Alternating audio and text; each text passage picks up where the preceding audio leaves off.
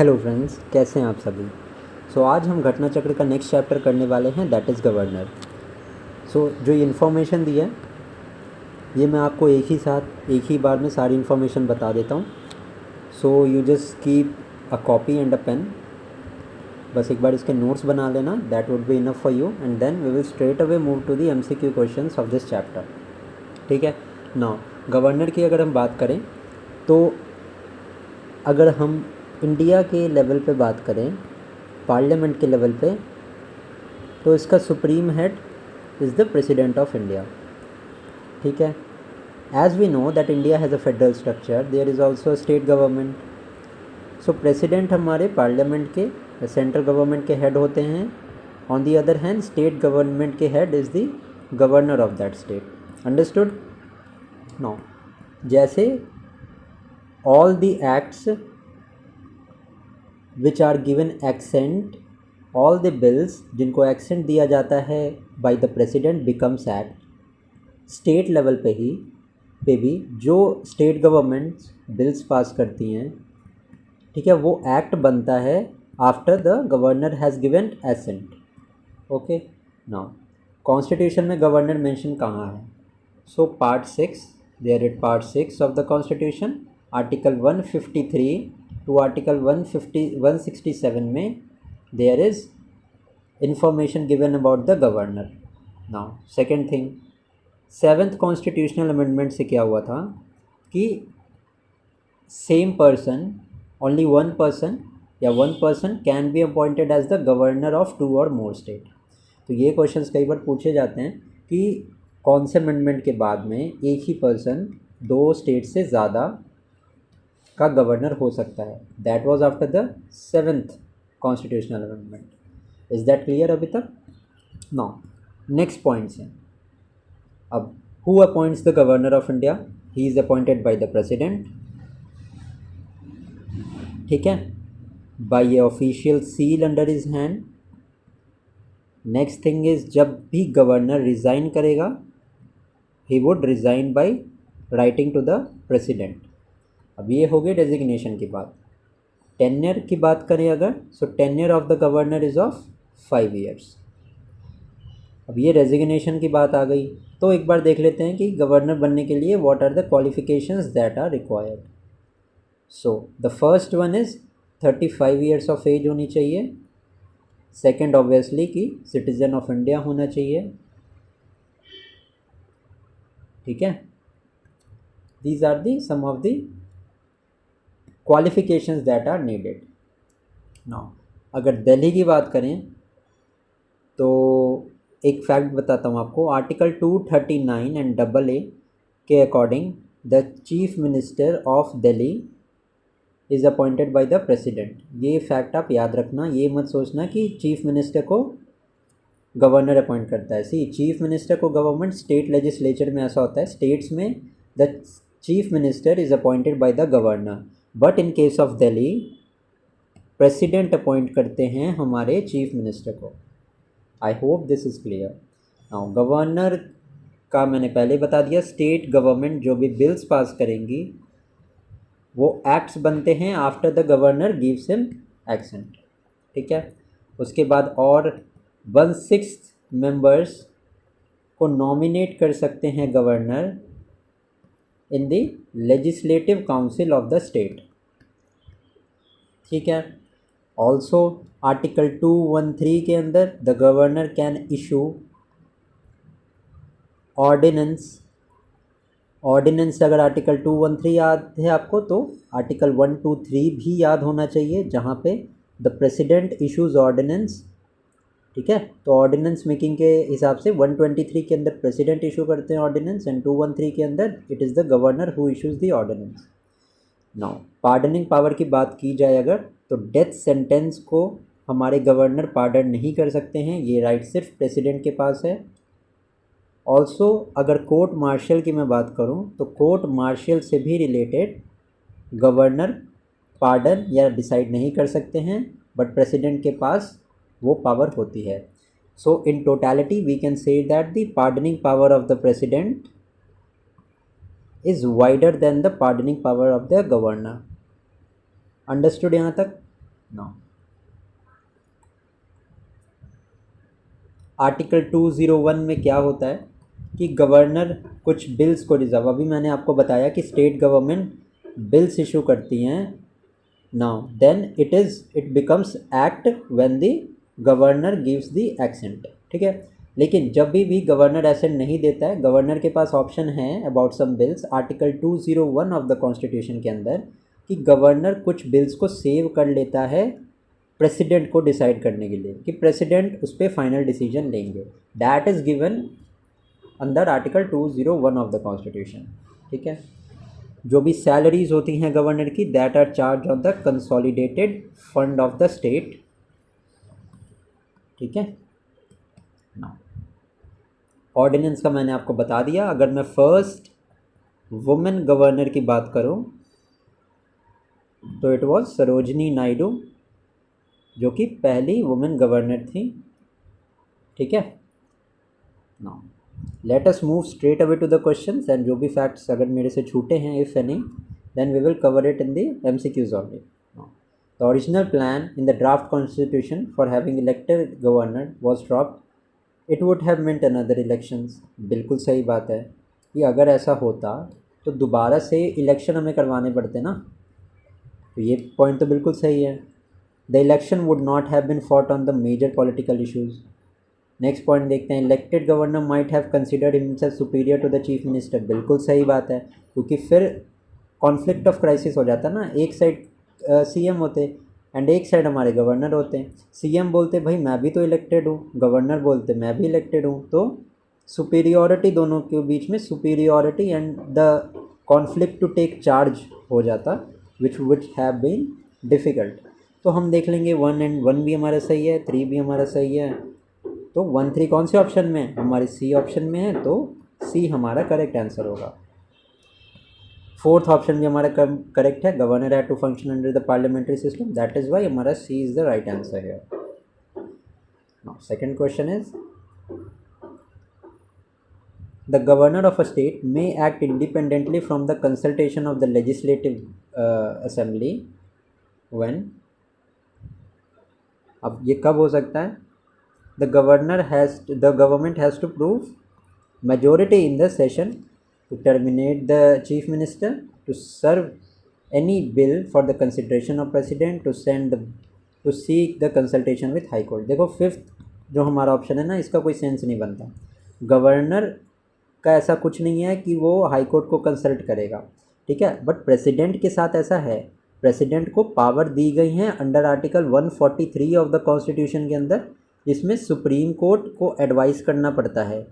2 cases होते हैं, एक में सुप्रीम कोर्ट को कंपलसरी होता है, एक केस में सुप्रीम कोर्ट को कंपलसरी होता है एडवाइस करना।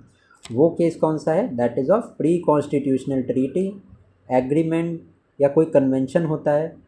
अगर इन चीज़ों पे प्रेसिडेंट को कोई एडवाइस चाहिए होती है तो सुप्रीम कोर्ट को वो एडवाइस देनी पड़ती है, and it is compulsory for the supreme court to give the advice.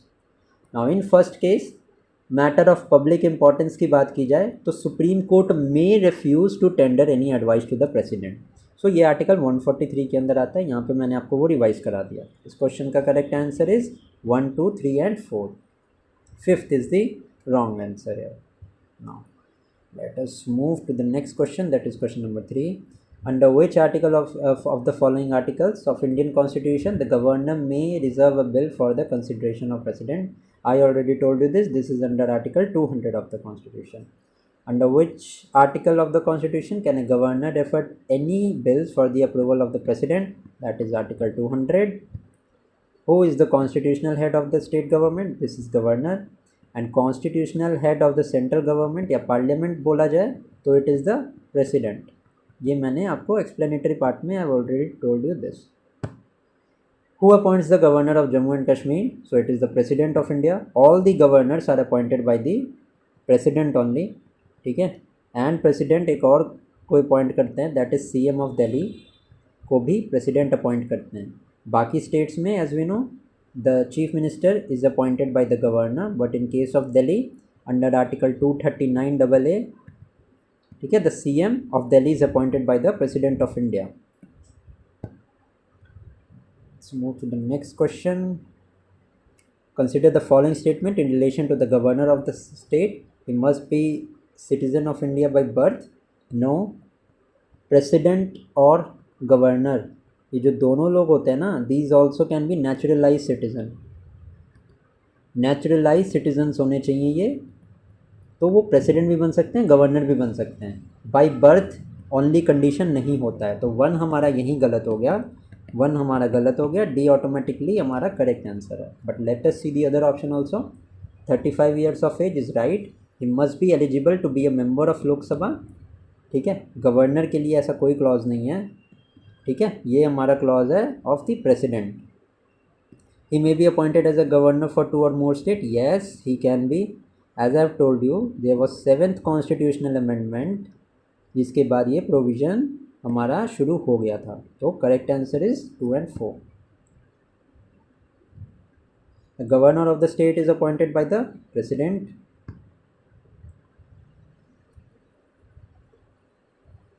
Now next question. Select the following.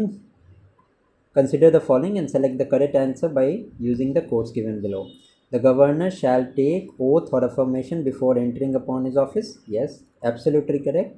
The format of oath or affirmation is given in the 3rd schedule. No, it is not. The governor shall make and subscribe oath or affirmation in the presence of Chief Justice of High Court. बिल्कुल correct है. The oath and affirmation are given in Article 159. Yes.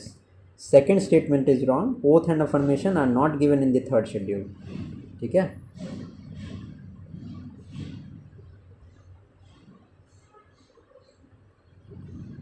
Which of the following suggested that the governor should be an eminent person from outside the state and should be detached figure without intense political links or should have been taken part in the recent? So the correct answer is Sarkaria Commission. Now one thing I would like you to suggest that ये जो भी reforms commission है ना, इनका year याद रखना.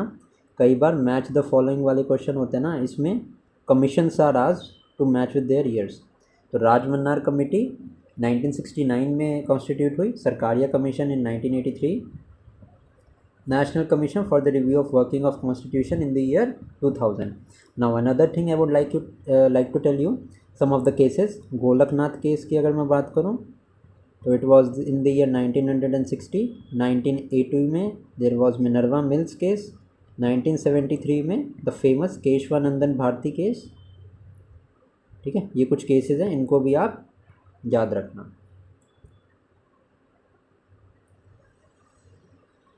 Who amongst the following administered the oath of the office of the governor? It is the Chief Justice of High Court.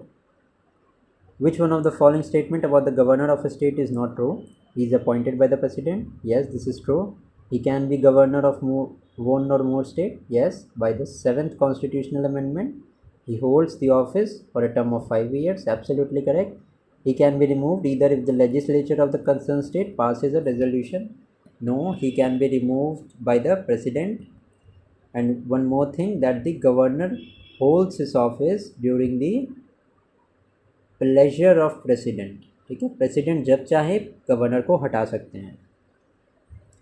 So 12th का हमारा ये करेक्ट आंसर है. Now let's move to the next question, that is question number 13.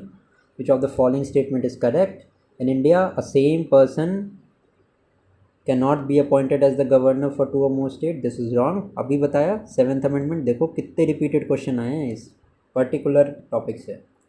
The जजेस of the high court of India are appointed by the governor just as the Supreme Court judges are appointed by the President. No procedure in the Constitution has been laid down. देखो, judges of the High Court, these are not appointed by the Governor but these are appointed by the President. ये भी statement गलत है. अभी के time में ये statement true हो गया है. ठीक है, ये स्टेटमेंट भी हमारा यहाँ पे गलत है, ये भी गलत है, क्योंकि हाई कोर्ट के जजेस को प्रेसिडेंट अपॉइंट करते हैं.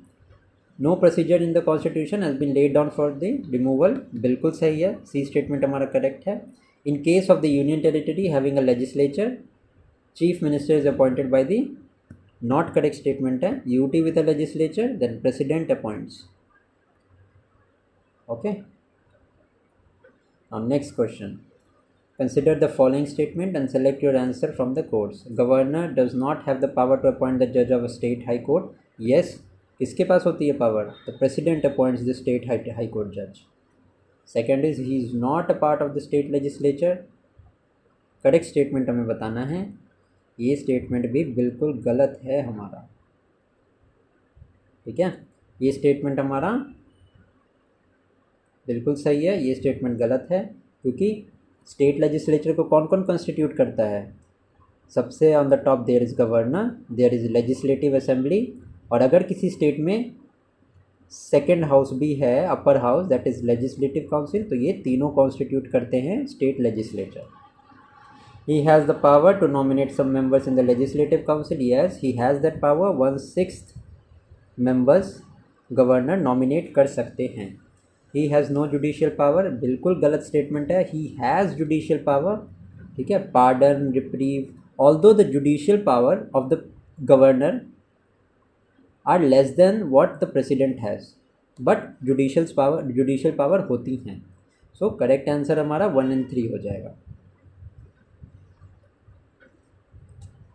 When the same person is appointed as a governor of 2 or more states, the emoluments and allowances payable to the governor shall be allocated among the state in such a proportion as president may order to determine. बिल्कुल logical statement है. Home ministry का कोई काम ही नहीं है इसमें. ठीक है, गवर्नर की विश पे कैसे चल सकता है भाई कुछ भी ही. कंसोलिडेटेड फंड ऑफ स्टेट पे चार्ज होती है सैलरी, तो विश पे थोड़ी होगा गवर्नर की. Decided by the president. वैसे तो प्रेसिडेंट डिसाइड करते हैं, बट जब भी 2 से ज़्यादा स्टेट्स की बात होती है तो वो 10 स्टेट्स में डिसाइड ना. डिस्क्रिशनरी पावर मतलब कि गवर्नर अपने अनुसार, अपने अकॉर्डिंग कब डिसीजन ले सकता है. Sending a report to the president for imposing the president rule. Yes, the president rule is given in article 356 of the Indian constitution. When the governor feels that कि state में ऐसी condition है कि president rule लगाना पड़ेगा, तो ही sends a report to the president. बिल्कुल करेक्ट है. Appointing the ministers. Although governor appoint करता है मिनिस्टर्स को, बट वो डिस्क्रिशनरी पावर नहीं है, मतलब अपने मन के अकॉर्डिंग गवर्नर अपॉइंट नहीं कर सकते हैं. बट सीएम जो है वो गवर्नर को बताते हैं कि हमें इन लोगों को अपॉइंट करना है as a minister. Then governor appoints minister on the advice of the chief minister, and not the appointing of minister is not a discretionary power of the governor. 2 को हम straight away यहाँ पे eliminate कर देंगे. right away we will come to our answer. 1 and 3 इसका correct answer. now making rules of the conduct of the business of state government, ये power state legislature के पास होती है, ना कि governor के पास. तो 1 and 3 सही है. अगर statement 3 को हम देखें तो बिल्कुल अकॉर्डिंग आर्टिकल 200 के अकॉर्डिंग सर्टेन स्टेट्स लेजिस्लेचर के जो बिल होते हैं वो गवर्नर सेव कर सकते हैं for the consideration of the president. Now let us see question number 17. Under the constitutional provision bill recommended by the governor was required, but without recommendation of governor it was introduced in Rajasthan legislative assembly and passed by it and sent to governor now. ठीक है, where assent to the act was given by the governor shall not be invalid. So अभी बताया मैंने, basically इतने बड़े question में यही पूछ रहा है कि बिल जब असेंट मिलता है बिल को, it becomes an act, and ये असेंट कौन देता है? It is the governor of state, and ये assent can not be declared invalid. यही बेसिकली इस क्वेश्चन में हमें पूछ रहा है. The approval of ordinance promulgated by the governor is necessary by the state legislature. State legislature को agree करना पड़ता है, तभी जाके ऑर्डिनेंस का अप्रूवल होता है. विच of the following articles of the Indian constitution empowers the governor to issue the ordinance? It is article 213. Which article of the Indian constitution the governor has the power to promulgate ordinance during recesses of the legislature? It is article 213. And article 123 is related to the ordinance making power of the president. Next question is ordinance making power of the governor. Again article 213. अब governor of the state के बारे में, it he is appointed by the president, बिल्कुल correct है। Holds office during the pleasure of parliament, president yes, 5 years का tenure होता है। Head of state executive power, बिल्कुल सही है।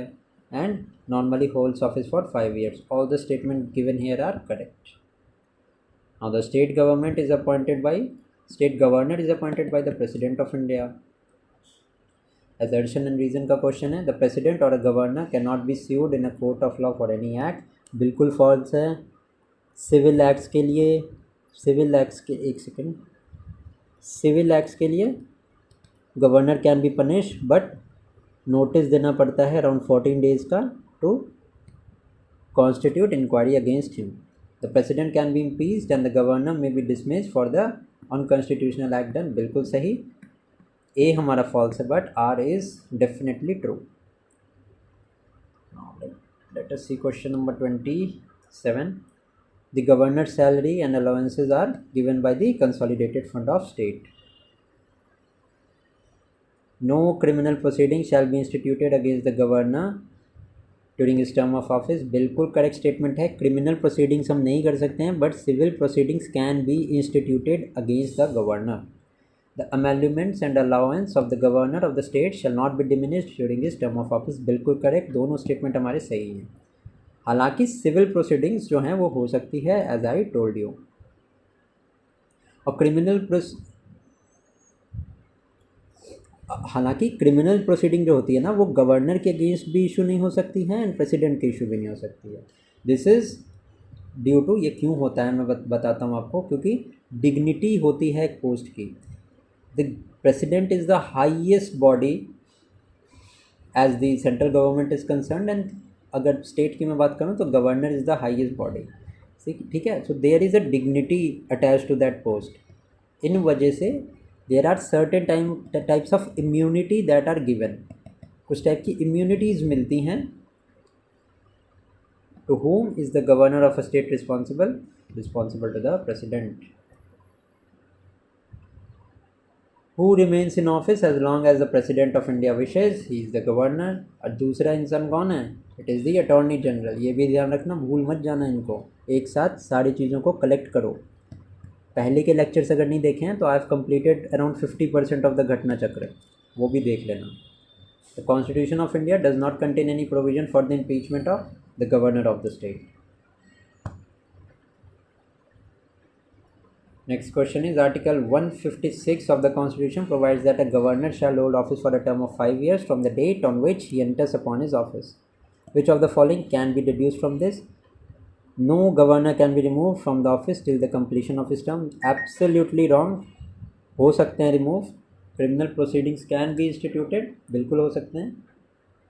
सेकेंड है, no governor can continue in office beyond the expiration period of 5 years, ये भी बिल्कुल गलत है, बेसलेस है दोनों के दोनों statement. So D is right, ठीक है। जो होता है एक नॉर्मल जो कन्वेंशन है कि गवर्नर अपना ऑफिस तब तक होल्ड करता है जब तक उसका सक्सेसर ऑफिस में आ नहीं जाता। ये नहीं कि ये अगर मान लो नए गवर्नर को 5 जून को आना है, ठीक है, और पुराने गवर्नर 30 मई को रिटायर हो रहे हैं, तो इसका मतलब ये नहीं 30 मई से लेकर 5 जून तक कोई ऑफिस में होगा ही नहीं गवर्नर के। The old governor will serve until 5 June until his successor comes and assumes the charge. The first lady to become the governor of a state was Sarojini Naidu. एक और क्वेश्चन है नीचे, first lady governor of west Bengal, तो his name was Padmaja Naidu.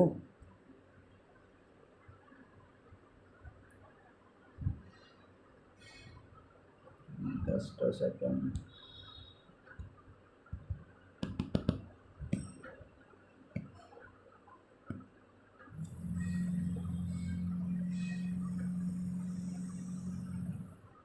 Women's Day celebrated in the memory of Sarojini Naidu.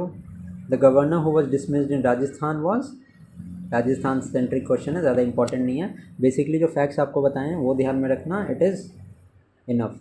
Who among the following is not appointed by the state governor? Chief minister appoint होते हैं, state public service commission के members and advocate general, जजेस of high court are appointed by the president of India, ठीक है। So with this we are done with the chapter of governor. Next class में state legislature को एक ही बार में ख़त्म कर देंगे। Till then thank you, keep studying.